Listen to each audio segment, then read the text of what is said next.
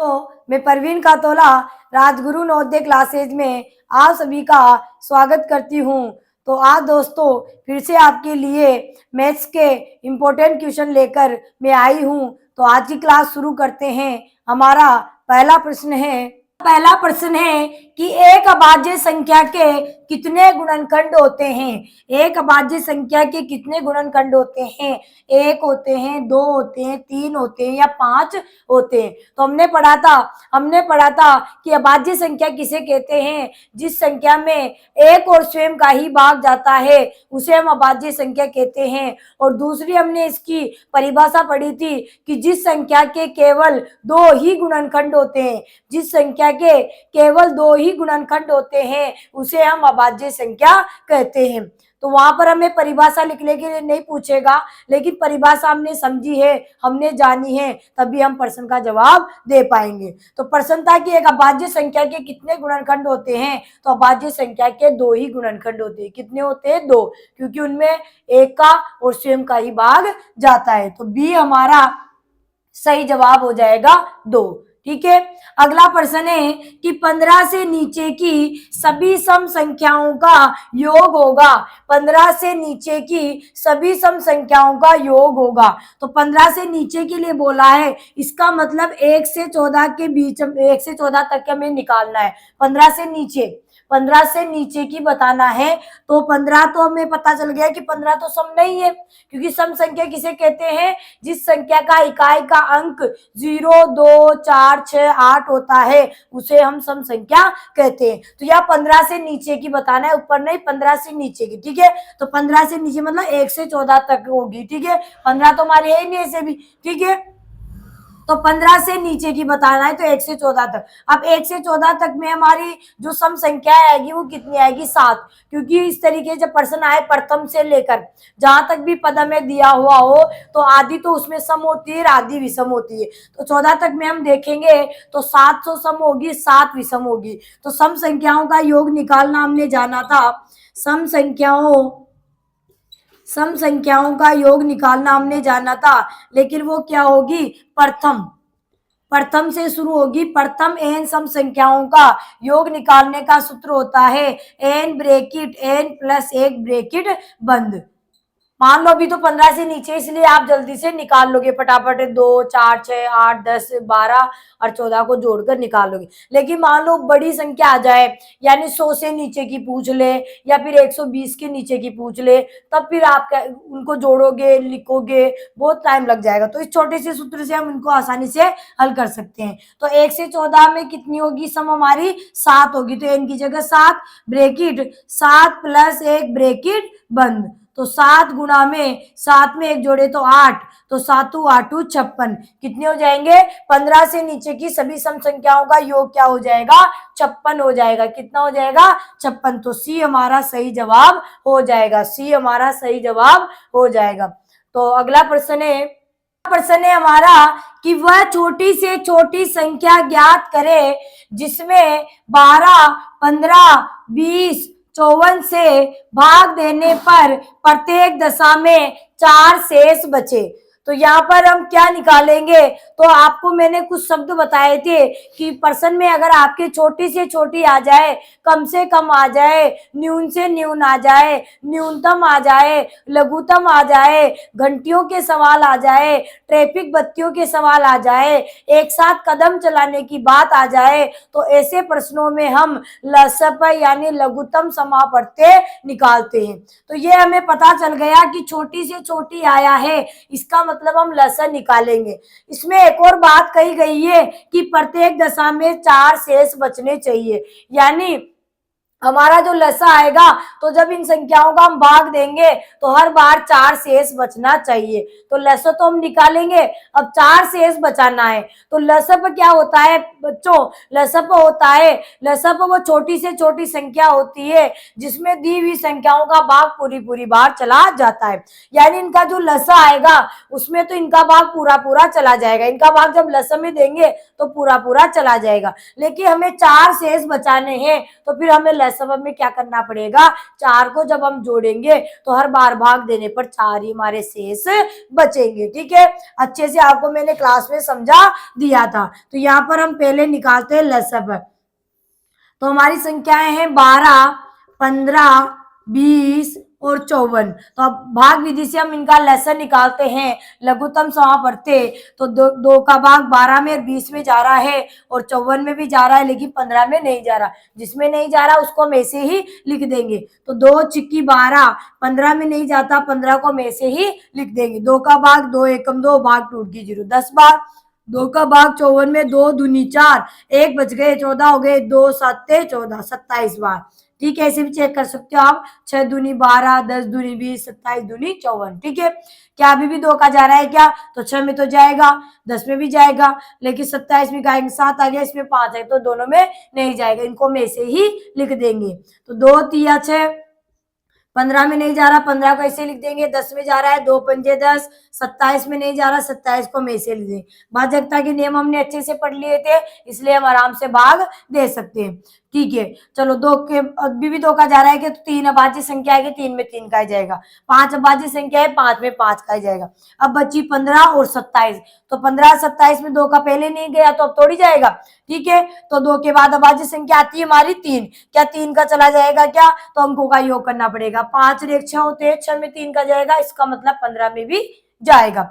27 में देखिए 7 2, 9 गए अंकों का योग, तो 9 में 3 का भाग जाता है, 3 तिया 9, इसका मतलब 27 में भी जाएगा। क्योंकि 3 का भाजकता का नियम हमने पढ़ा था कि अंकों के योग में, किसी संख्या के अंकों के योग में अगर 3 का भाग चला गया तो वो संख्या 3 से पूरी बार विभाजित होगी। तो इन दोनों में हमारे 3 का भाग जा रहा है, और 3 में तो 3 का जाएगा भाज्य संख्या में तो स्वयं का ही जाएगा। तो तीनों में जा रहा है, 5 में नहीं जा रहा, 5 को हम ऐसे ही लिख देंगे। तो 3 एकम 3, 3 पंजे 15, 5 के 5, 3 नाम 27। ठीक है, अब 5 में तो 5 का जाएगा, भाज्य संख्या है, और 9 में 3 का जा रहा है अभी भी, तो देंगे 3, 1 का 1, 5 5, 3 तिया 9, फिर 3 में 3 का जाएगा, देंगे, जब तक जाता रहेगा तब तक देते रहेंगे। 5 में नहीं जा रहा, इनको ऐसे लिख देंगे, 3 एकम 3। अब हमारे आगे 5 5, तो 5 अब 3 का जाएगा नहीं, 5 में 5 का जाएगा, तो 5 का दे देंगे 1, 5 एकम 5, 1 1। ठीक है, चलो कब तक करते हैं हम ये प्रक्रिया, जब तक कि नीचे 1 1 न आ जाए, यानी पूरा भाग न चला जाए, तब तक तो पूरा भाग जाना चाहिए, तब तक हम ये प्रक्रिया करते रहते हैं। तो हमारा लसा आ गया है 2 गुना, अब यहाँ लिख सकते हैं हम कि 12, 15, 20, 54 का लस बराबर क्या आया है, 2 गुणा में 2 गुणा में 3 गुणा में 3 गुणा में 3 गुणा में 5। तो गुणा करते हैं, इसकी जो भी अभाज्य गुणनखंड आए थे उनसे उनको गुणा करेंगे। तो 2 दूनी 4, 4 3 12, 12 तिया 36 और 36 तिया 108, 36 तिया 108 और 108 को 5 से गुणा किया तो 540, यानी 5 8 40, 0 4 हो गए, 5 एकम 5, 540 आ गया। ये तो लसा आ गया। अब ये लसा वो संख्या है जिनमें 12 का भाग पूरा चला जाएगा, 15 का भी चला जाएगा, 20 का भी चला जाएगा, 54 का भी पूरी बार चला जाएगा। लेकिन यहाँ में बोला गया था कि 4 शेष बचने चाहिए। कितने शेष बचने चाहिए, 4। तो फिर हम क्या कर देंगे, 540 में 4 जोड़ देंगे तो 544 आ जाएगा। क्या आ जाएगा, 544। और 544 में जब इनका संख्याओं का भाग देंगे, 12 का, 15 का, 20 का, 54 का, तो हर बार हर दशा में 4 शेष बचेंगे। तो हमारा हो जाएगा सी ऑप्शन सही हो जाएगा, 544। देखो 540 भी ऑप्शन दे रखा है, लेकिन ये तो लसअप आया है, इसमें तो पूरा भाग जाएगा। हमें 4 भी तो शेष बचाने हैं ना, तो 4 शेष कब बचेंगे, जब 4 जोड़ देंगे। तो 544 सी हमारा सही जवाब हो जाएगा। तो अगला प्रश्न है हमारा कि एक ड्रम का 1/5 भाग दूध से भरा हुआ है। यदि इसको पूरा भरने के लिए 28 लीटर और दूध चाहिए तो ड्रम की धारिता है। धारिता का मतलब है उसकी क्षमता कितनी है, यानी उसमें कितना दूध भरा जा सकता है। धारिता का मतलब ये हुआ। तो अभी ड्रम का कितना भाग भरा हुआ है, 1/5 भाग भरा हुआ है, और 28 लीटर उसमें डाल देते हैं, 28 लीटर दूध उसमें डाल देते हैं तो ड्रम पूरा भर जाएगा। यही तो बोल रहा है कि इसे पूरा भरने के लिए 28 लीटर दूध और चाहिए, तो ड्रम की धारिता कितनी होगी। तो हमें पता नहीं तो मान लेंगे कि माना कि ड्रम की धारिता या क्षमता कह सकते हैं कि ड्रम में कुल कितना दूध आता है, 1 लीटर दूध आता है। कितना दूध आता है, 1 लीटर। तो अभी ड्रम कितना भरा हुआ है, कितना भरा हुआ है, तो ड्रम भरा हुआ है 1/5, यानी 1/5, यानी हमें पता लगाना है कि कितना दूध उसमें भरा हुआ है। तो पूरा दूध 1 लीटर आता है, तो x का 1/5 हम निकालेंगे, तो का मतलब गुणा होता है, यानी 1/5 लीटर, 1/5 लीटर दूध उसमें भी भरा हुआ है। ठीक है, तो पूरे दूध में से अगर हम 1/5 निकाल देते हैं तो 28 बचते हैं। तो हम ये कर सकते हैं, ठीक है, कि 28 लीटर दूध और डालते क्या हो जाएगा, वो पूरा बढ़ जाएगा। जैसे 1/5 है, 28 डालते क्या हो जाएगा, पूरा बढ़ जाएगा। या यूं कह सकते हैं कि पूरे दूध में से हम ड्रम को जो खाली है, मतलब जितना भरा हुआ है उसको निकाल देंगे तो 28 लीटर दूध हो जाता है। तो आप तो सीधा सीधा कर लीजिए कि 1/5 लीटर दूध अभी इसमें भरा हुआ है। ठीक है, तो ये 1/5 लीटर दूध भरा हुआ है। इसमें कितना डालने के लिए बोल रहा है कि 28 लीटर डालते पूरा भर जाएगा, तो ये 28 हमने डाल दिया। ठीक है, यहां तक समझ में आ गया कि 1/5 लीटर दूध था और 28 लीटर डाल दिया हमने, जितने में पूरा ड्रम भर गया। ड्रम कितने में भरेगा, 1 लीटर में भरेगा। ठीक है, ये समीकरण बढ़ गया। अब इसको हल करेंगे हम, तो ये 28 है, ये 1/5 है, ये x है, तो x को एक तरफ ले लेते हैं, तो 28 तो यहाँ रह जाएंगे, x यहाँ पर है, और 1/5 जो प्लस की थी इधर उठा के लेके आएंगे, यानी इसका पक्षांतर करेंगे तो 1/5 हो जाएगा।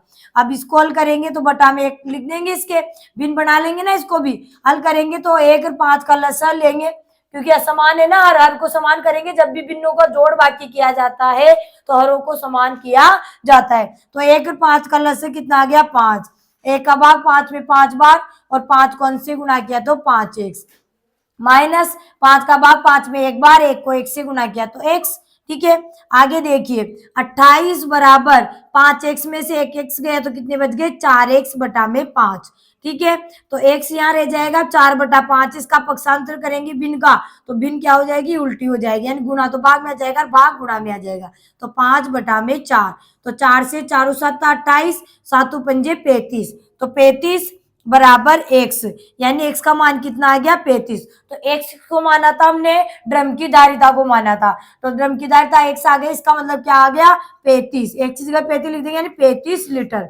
तो ड्रम में कितना दूध आता है, या कितनी उसकी क्षमता है, कितनी धारिता है, तो 35 लीटर धारिता है। क्या है उसकी, 35 लीटर धारिता है। तो सी हमारा सही हो जाएगा, सी हमारा सही हो जाएगा, 35 लीटर। आगे चलते हैं, प्रश्न है हमारा कि 3 संख्याओं का औसत 12 है, यदि इनमें से 2 संख्याएं 13 और 15 है तो तीसरी संख्या क्या है, ये आपको बतानी है। तो औसत हमने पढ़ा था, औसत का मतलब होता है राशियों का योग बटा में राशियों की संख्या।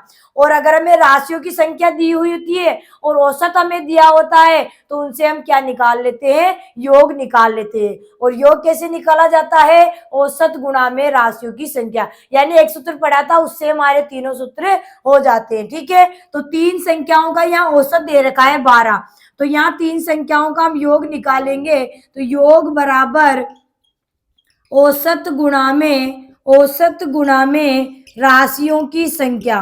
क्लास में आपको अच्छे से मैंने समझा दिया था, यहाँ प्रश्न है तो यहाँ पर प्रश्नों को हम हल कर रहे हैं। ठीक है, क्लास में बिल्कुल बेसिक तरीके से आपको समझा दिया था।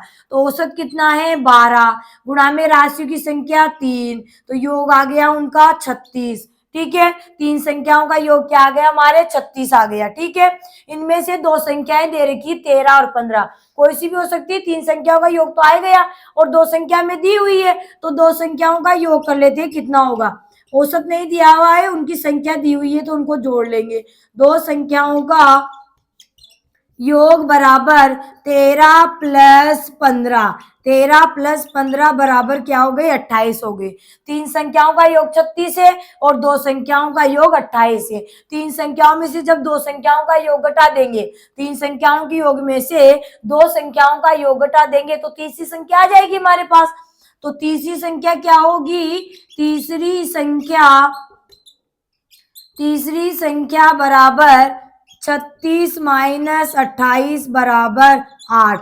यानी वो तीसरी संख्या क्या होगी हमारी? 8 हो जाएगी। क्या हो जाएगी? 8 हो जाएगी। तो बी हमारा सही जवाब हो जाएगा। बी हमारा सही जवाब हो जाएगा। तो अगला प्रश्न है हमारा कि दो पेंसिलों का मूल्य 2 रुपये है तथा एक बॉल पेन का मूल्य भी 2 रुपये है, तो 4 पेंसिलों और 2 बॉल पेनों का क्या मूल्य होगा? हमें बताना है कि 4 पेंसिलों और 2 बॉल पेनों का क्या मूल्य होगा या कुल कितना मूल्य होगा, ये आपको बताना है। ठीक है, तो यहाँ पर पहले तो यहाँ पर हमें दिया हुआ है 2 पेंसिलों का मूल्य 2 रुपए है, तो एक एक नियम से हम करते हैं। तो चूंकि दो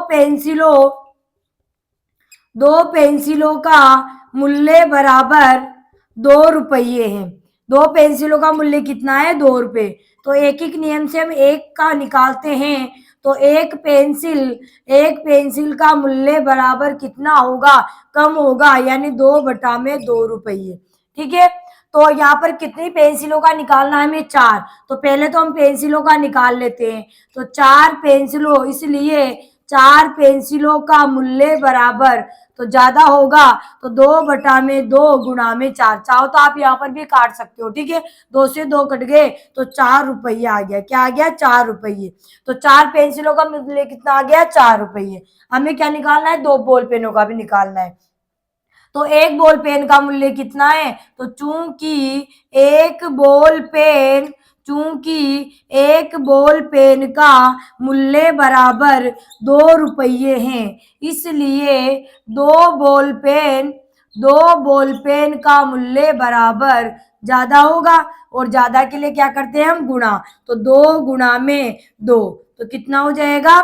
4 रुपये। कितना हो जाएगा? 4 रुपये। एक बॉल पेन का तो हमें दिया हुआ था, तो एक बॉल का 2 है, तो 2 बॉल पेन का 4 रुपये।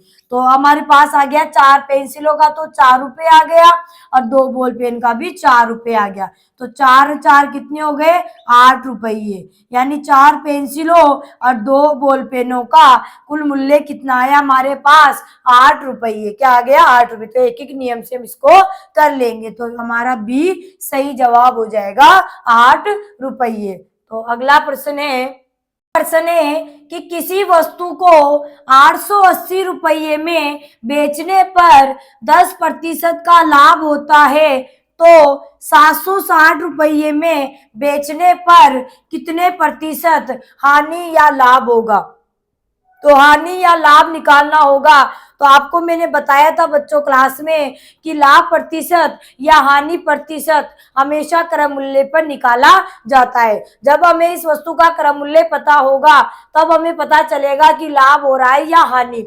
जब लाभ होगा तो लाभ प्रतिशत निकलेगा और हानि होगी तो हानि प्रतिशत हम निकालेंगे। तो यहाँ पर पहली लाइन खत्म हो रही है। यहाँ पर वस्तु का बेचने पर, तो बेचने को क्या बोलते हैं? विक्रय मूल्य। और लाभ दे रखा है तो इससे हमें क्या मिल जाएगा? क्रम मूल्य। क्रम मूल्य में पता चल जाएगा। तो फिर यहाँ 760 में बेच रहा है तो हमें पता चल जाएगा कि लाभ होगा या हानि। लाभ होगा तो हम लाभ प्रतिशत निकाल देंगे और हानि होगी तो हम हानि प्रतिशत निकाल देंगे। तो शुरू करते हैं। हमें क्या दिया हुआ है? विक्रय मूल्य। बेचने को क्या बोलते हैं? विक्रय मूल्य। 880 रुपए में कोई वस्तु बेची है, यानी विक्रय मूल्य है हमारा 880 रुपये। ठीक है, क्या हो रहा है? 10% का लाभ हो रहा है। लाभ बराबर 10% का, तो यहां से तो हम क्या निकाल लेंगे? क्रम मूल्य। क्या निकाल लेंगे? क्रम मूल्य। तो क्रम मूल्य बराबर क्या होता है? 100 गुणा में विक्रय मूल्य बटा में 100 प्लस लाभ प्रतिशत। ठीक है, तो 100 गुणा में विक्रय मूल्य कितना? 880 बटा में 100 प्लस लाभ कितने का? 10% का। तो 100 गुणा में 880 बटा में 100 में 10 जोड़े तो 110, एक जीरो से एक जीरो कट गया, 11 एकम 11, 11 आठे 88, 8 को 100 से गुना किया तो 800 रुपये, 8 को 100 से गुना किया तो 800 रुपये। अगर आपको ऐसे ध्यान नहीं रहे, सूत्र आप भूल जाओ तो कोई दिक्कत नहीं है, आप डायरेक्ट भी इसको कर सकते हैं। इस तरीके से क्रम मूल्य कैसे निकालेंगे आप, तो देखिए 880 रुपए में बेचने पर 10% का लाभ हो रहा है। 880 में बेचने पर क्या हो रहा है, 10% का लाभ हो रहा है। तो 10% का लाभ हो रहा है, इसका मतलब ये कौन सी वैल्यू इसकी, देखो पूरा जो क्रम मूल्य होता है, किसी भी वस्तु का क्रम मूल्य होता है पूरा 100% होता है, 100% होता है। ये आपको मैंने पहले भी समझा दिया था, ठीक है। तो 10% का लाभ हो रहा है, इसका मतलब ये इसकी 110% वैल्यू है। कितनी है, 110% वैल्यू है इसकी, ठीक है। हमें क्या निकालना है, क्रम मूल्य निकालना है। तो क्रम मूल्य क्या होता है, किसी वस्तु का पूरा 100% होता है, यानी 100% हमें निकालना है, ठीक है। तो प्रतिशत से तो हमारा प्रतिशत कट जाएगा, एक जीरो से एक जीरो कट जाएगा, 11 से 11 88 भाग टूट की जीरो, 80 और 80 को 10 से गुणा किया तो 800 रुपये। तो इस तरीके से भी आप निकाल सकते हैं। तो 800 रुपये तो क्या आ गया हमारा क्रम मूल्य। तो हम यहाँ लिख देंगे कि क्रम मूल्य बराबर है हमारे 800 रुपये। अगर आपको सूत्र याद नहीं रहता तो आप इस तरीके से भी कर सकते हैं कि 880 रुपये में बेचने पर 10% का लाभ हुआ, इसका मतलब ये क्या है, 110% वैल्यू। हमें क्या निकालना है, क्रम मूल्य। तो क्रम मूल्य पूरा क्या होता है, 100% उसकी वैल्यू होती है, तो 100% लगा देंगे, ठीक है। अब क्रम मूल्य कितना है हमारे पास, 800 रुपये। अब कितने में बेचने के लिए बोल रहा है, 760 रुपये में। बेचने का मतलब विक्रम मूल्य, विक्रम मूल्य है 760 रुपये। 800 में खरीदा है और 760 में बेचा जा रहा है, 760 में बेचा जा रहा है। तो हमें सीधा सीधा पता चल रहा है कि हानि हो रही है। तो हानि कितने की हो रही है, तो पहले तो हम हानि निकाल लेंगे। हानि बराबर क्रम मूल्य माइनस विक्रम मूल्य, क्रम मूल्य माइनस विक्रम मूल्य। क्रम मूल्य कितना, 800, विक्रम मूल्य कितना, 760, तो कितना हो गया, 40 रुपये। 40 रुपये की हानि हो गई। हमें क्या निकालना है, हानि प्रतिशत। हानि प्रतिशत निकालने के लिए बोला है, तो हानि प्रतिशत और लाभ प्रतिशत हमेशा किस पर निकाले जाते हैं, क्रम मूल्य पर। तो जो निकाला जाता है उसको ऊपर लिखते हैं, जिस पर निकाला जाता है उसको नीचे लिखते हैं, और प्रतिशत बोला है इसलिए गुणा में 100 हम लगा देंगे, ठीक है। तो हानि कितने की, 40 की, बटा में क्रम मूल्य कितना, क्रम मूल्य कितना हमारा 800 रुपये, और गुणा में 100, 2 जीरो से तो 2 जीरो गए, 8 एकम 8, 8 पंजे 40, तो क्या आ गया हमारे 5, क्या आ गया 5% हानि। क्या आ गया हमारे 5% की हानि हो गई। कितने की हानि हो गई हमारे, 5% की हानि हो गई है। तो यहाँ पर हमारे दे रखा है 5% हानि, 5% लाभ भी है हमारे ऑप्शन में।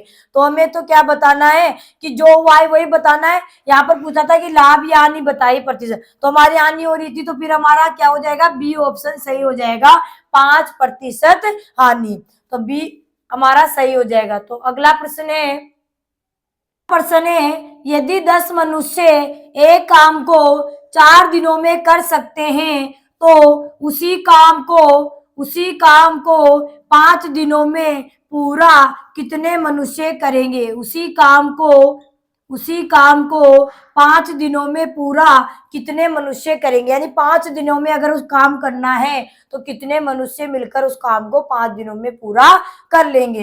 तो ऐसे प्रश्नों में आपको मैंने बताया था कि m1 गुणा में d1 बराबर m2 गुणा में d2 वाला सूत्र हम लगाएंगे।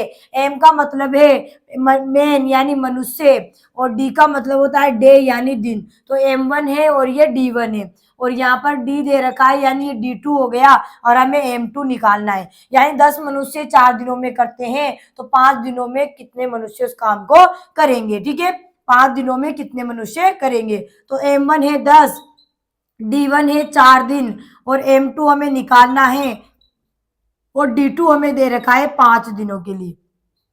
तो m2 हमें निकालना है, तो 5 हमारा जो गुणा है जब इसका पक्षांतर करेंगे तो भाग में चला जाएगा। तो 5 दूनी 10 और 2 चौके 8, 8 बराबर m2, यानी 8 मनुष्य मिलकर उस काम को 5 दिनों में ही पूरा कर लेंगे। 8 मनुष्य मिलकर उस कार्य को 5 दिनों में पूरा कर लेंगे। तो हमारा आ जाएगा डी ऑप्शन सही हो जाएगा 8। ऑप्शन ए कि कोई धनराशि साधारण ब्याज पर उधार दिए जाने पर 10 वर्ष में स्वयं की दुगनी हो जाती है तो वार्षिक ब्याज की दर क्या होगी, हमें निकालना है। ठीक है, तो यहाँ पर एक तरीका तो ये है कि हमें मूलधन मानना पड़ेगा, क्योंकि हमें दर निकालनी है तो दर के लिए हमें ब्याज चाहिए, मूलधन चाहिए और हमें समय चाहिए। तो समय तो हमें दिया हुआ है लेकिन मूलधन और ब्याज हमारे पास नहीं है, क्योंकि दर का सूत्र होता है 100 गुणा में ब्याज बटा में मूलधन इंटू समय। ठीक है, तो यहाँ समय ही है और 2 हमारे पास नहीं है, तो उनको निकालना पड़ेगा। तो एक तो है कि हमें मूलधन मानना पड़ेगा कि मूलधन क्या है, तो हम मान लेंगे कि माना कि मूलधन बराबर 100 रुपये है। या तो 100 रुपये मानकर कर सकते हैं या एक्स मानकर भी कर सकते हैं। ठीक है, तो हमने कहा कि माना कि मूलधन 100 रुपये है। अब 5 वर्ष में क्या हो गया, वो मूलधन यानी जो धनराशि थी वो स्वयं की दुगनी हो गई। दुगनी का मतलब क्या हो गया, मिश्र धन हो गया। क्या बन गया, मिश्र धन। 100 का दुगना हो गया यानी 200 हो जाएगा, तो 200 क्या हो जाएगा, मिश्र धन हो जाएगा। दुगनी हो गई इसका मतलब है 5 वर्षों के बाद वो जो धनराशि थी वो दुगनी हो गई। तो दुगनी का मतलब क्या हो गई, वो मिश्र धन बन गया। तो मिश्र धन बराबर क्या हो जाएगा, 200 रुपये। 100 का क्या हो गया, 200। दुगना है, 3 गुना होता तो 300, 4 गुना होता तो 400 हो जाता। ठीक है, चलिए अब मूलधन है, मिश्र धन है। जब अब ब्याज निकालना है तो मिश्र धन क्या होता है हमारा, मूलधन प्लस ब्याज होता है। मिश्र धन क्या होता है, किससे बनता है, मूलधन में जब हम ब्याज जोड़ देते हैं तो मिश्र धन बन जाता है। तो हमें ब्याज निकालना है तो मिश्र धन में से हम मूलधन घटा देंगे तो ब्याज हमारा आ जाएगा। तो ब्याज क्या आ जाएगा हमारा, ब्याज बराबर मिश्र धन माइनस मूलधन, मिश्र धन माइनस मूलधन। तो मिश्रधन कितना हमारा 200 रुपये और मूलधन कितना हमारा 100 रुपये। तो क्या हो जाएगा 100 रुपये। ठीक है, 100 रुपये क्या आ गया हमारा, ब्याज आ गया। ठीक है, हमारा मूलधन भी आ गया, ब्याज भी आ गया। हमें क्या निकालनी है, दर निकालनी है। क्या निकालनी है, दर। तो दर का सूत्र होता है 100 गुणा में ब्याज बटा में मूलधन इंटू समय, मूलधन इंटू समय। ठीक है, तो 100 गुणा में ब्याज कितना हमारा 100 रुपये आया है, बटा में मूलधन कितना 100 रुपये, गुणा में समय कितना, तो समय यहाँ दिया हुआ है हमें 10 वर्ष, समय में दिया है 10 वर्ष। ठीक है, तो 100 से 100 कट गया, 10 से 10 बार कट गया, यानी दर क्या आ गई हमारी 10% आ गई। एक तरीका तो ये हो गया। दूसरा तरीका है कि जब यहाँ पर कोई राशि दुगनी, तिगुनी, 4 गुनी, 1.5 गुनी, 20 गुनी, 50 गुनी कितनी भी हो जाए और हमें दर निकालनी होती है तो दर का सूत्र होता है, डायरेक्ट दर निकालने का सूत्र होता है, जब हमारे पास मूलधन नहीं हो, जब हमारे पास सब मूलधन नहीं हो, ब्याज नहीं हो, तो हम डायरेक्ट दर निकाल सकते हैं। कैसे, तो n-1 ब्रैकेट बंद बटा में समय गुणा में 100, समय गुणा में 100। ठीक है, और अगर हमें समय निकालना है तो समय का भी यही रहेगा सूत्र, समय का भी यही रहेगा n-1 ब्रैकेट बंद और नीचे दर और गुणा में 100। दोनों के लिए ये हो जाएगा। कब होगा, जब कोई धनराशि हमारी दुगनी, तिगुनी, चौगुनी, 5 गुनी जो भी हो रही है तो उसके लिए दर और समय के लिए दोनों एक ही सूत्र हो जाएंगे। ठीक है, दर आ जाए तो समय नीचे आ जाएगा और समय आ जाए तो दर नीचे कर देना है, ऊपर वही n-1 गुणा में 100 रहेगा, वही का वही रहेगा। ठीक है, तो हमें दर निकालनी थी। तो अब यहाँ पर n किसको मानेंगे, तो n का मतलब है कि कितनी गुनी हो रही है, 2 गुनी हो रही है तो n की जगह हम 2 रख देंगे, 3 गुनी हो रही है तो n की जगह 3 रख देंगे, 5 गुनी हो रही है तो n की जगह 5 गुना रख देंगे, 1.5 गुनी हो रही है तो n की जगह 1.5 रख देंगे। 1.5 मतलब 1 सहित 1 बटा में 2। ठीक है, तो यहाँ राशि हमारी क्या हो रही थी, स्वयं की दुगनी, तो n की जगह क्या आ जाएगा 2, -1 ब्रैकेट बंद बटा में समय कितना 10 वर्ष और गुणा में 100, 2 में से 1 गया तो 1 बटा में 10 और गुणा में 100। तो 10 से कितनी बार, 10 बार, तो 10 एकम 10, यानी क्या आ जाएगा हमारे 10। दर है इसलिए प्रतिशत और समय निकालते तो 10 वर्ष लिखते। ठीक है, तो हमें दर पूछी थी तो क्या आ जाएगा 10%। तो ए हमारा सही जवाब हो जाएगा 10%। तो अगला प्रश्न है हमारा कि एक वर्गाकार मैदान की भुजा 40 मीटर है तो उसके चारों ओर 3 चक्कर लगाने में कितनी दूरी तय करेगा या तय करनी होगी, तय करनी होगी। उसके 3 चक्कर लगाने में उसके चारों ओर 3 चक्कर लगाने में कितनी दूरी तय करनी होगी, किसके, वर्गाकार मैदान के। और मैदान की भुजा दे रखी है, तो मैदान वर्गाकार है, तो हमें पता चल गया कि वर्ग की चारों भुजाएं क्या होती है, बराबर होती है। तो ये हमारा मैदान है, कैसा मैदान है, वर्गाकार है, जिसकी भुजा कितनी दे रखी है, 40 मीटर दे रखी है। इसका मतलब सारी भुजाएं क्या हो जाएगी, 40 मीटर हो जाएगी। क्या हो जाएगी, 40 मीटर होगी, क्योंकि वर्ग की चारों भुजाएं क्या होती है, बराबर होती है। वर्ग की चारों भुजाएं बराबर होती है, तो 40 40 40 हो गई, ठीक है। अब इसके चारों ओर क्या लगा रहा है, 3 चक्कर लगाने हैं। इसके चारों ओर क्या लगाने, 3 चक्कर लगाने। तो यहाँ पर एक चक्कर का मतलब होता है, आपको मैंने बताया था कि चारों तरफ की जब बात होती है तो चारों तरफ की बात का मतलब है परिमाप की बात की जा रही है, परिमाप की बात की जा रही है। जैसे मान लो मैदान के बाढ़ लगाई जा रही है, तार लगाए जा रहे हैं, चक्कर लगाए जा रहे हैं, तो परिमाप की बात हो रही है। और अगर मैदान के अंदर मान लो टाइलें लगाई जा रही है, ईंटें बिछाई जा रही है, पत्थर के टुकड़े बिछाए जा रहे हैं, तो अंदर की बात है, इसका मतलब क्षेत्रफल, और बाहर की बात है, इसका मतलब परिमाप की बात हो रही है। तो एक इसका जो परिमाप आएगा इस मैदान का, इसका मतलब है एक चक्कर।